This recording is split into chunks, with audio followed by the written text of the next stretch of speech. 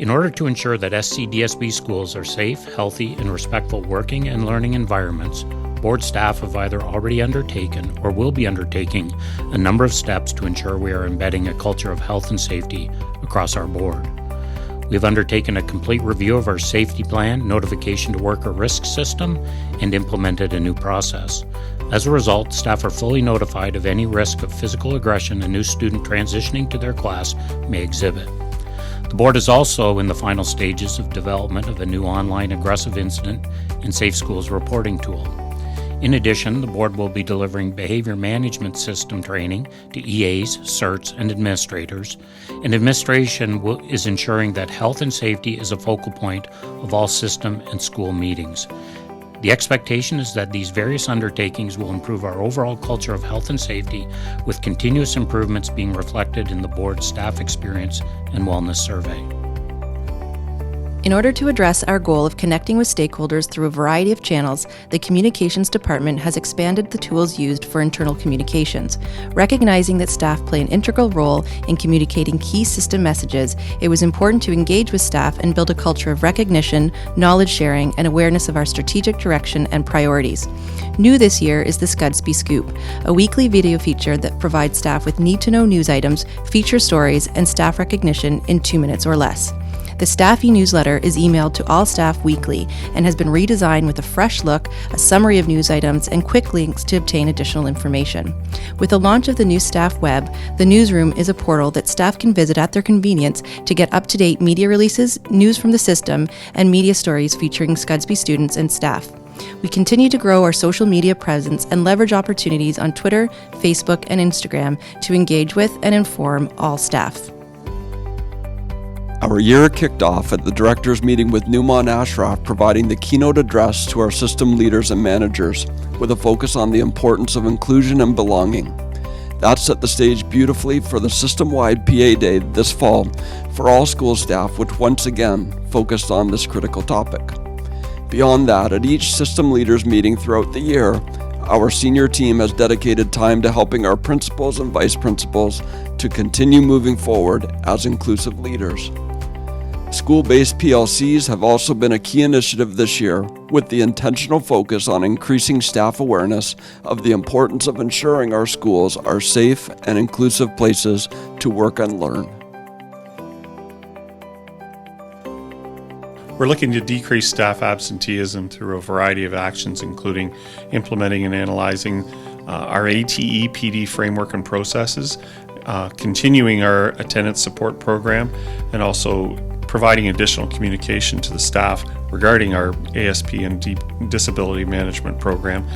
What we hope to end up with is a reduction in staff absenteeism and a reduction of all first unfilled positions. And so far we've been seeing some success with regards to this, with more focus on absenteeism and an understanding from employees that it is a need in the system to have great conversations about that. As part of the operational plan, the SCDSB promotes and ensures Indigenous knowledge and perspective. In order to achieve this goal, the Indigenous Education Department provides direct support to educators and students.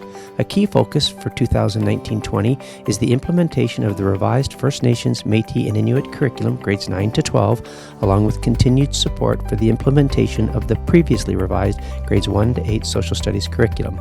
Schools have updated resources, dedicated learning spaces are enhanced, and the October 2019 PA Day on Belonging offered specific strategies for staff to identify and address student need. The Indigenous Education Department staff continue to deliver professional learning to all schools, and a bi-weekly e-newsletter has been developed and distributed. The Twitter site, SCDSB_IndigenousEd, now has in excess of 1,000 followers, and I invite you to visit that site to see the great things happening in SCDSB schools. The new staff web was officially launched on October 31st, 2019 as a key action to support our goal of driving system-wide collaboration and communication through technology initiatives. The new staff web uses a modern interface that is device agnostic and includes many improved accessibility features. The navigation, mobile app, and enhanced search provides easier access to resources used by staff where and when they need it. Staff adoption of this new site has been positive, averaging over 10,000 visits per day. The new Teacher Induction Program, or NTIP, is a ministry-mandated program directing boards to support teachers that are new to contract or long-term occasional positions. In order to maintain high expectations and support 500 of our newest teachers, Leadership Development has implemented the following supports: mentor-mentee training courses to facilitate lasting and meaningful relationships. 200 NTIP mentors have been trained so far. All new administrators of 3 years or less have attended the NTIP performance appraisal training. 500 NTIP teachers have attended and been supported through orientation and learning sessions across the county. NTIP and performance appraisal training is now embedded in all school leaders' meetings. Together with our NTIP steering committee, Leadership Development continues to create and hold staff to high standards of professional practice. Under the portfolio of partnerships and lifelong learning, establishing community hubs to house our adult and continuing education programs, as well as our alternative programs through Simcoe Shore Secondary School, is progressing well and as planned. Currently, in Simcoe County, we have established co-locations at our Alliston, Bradford, Barrie North, and Orillia sites. Collingwood, Wasaga Beach, and Midland are scheduled for co-location this coming fall.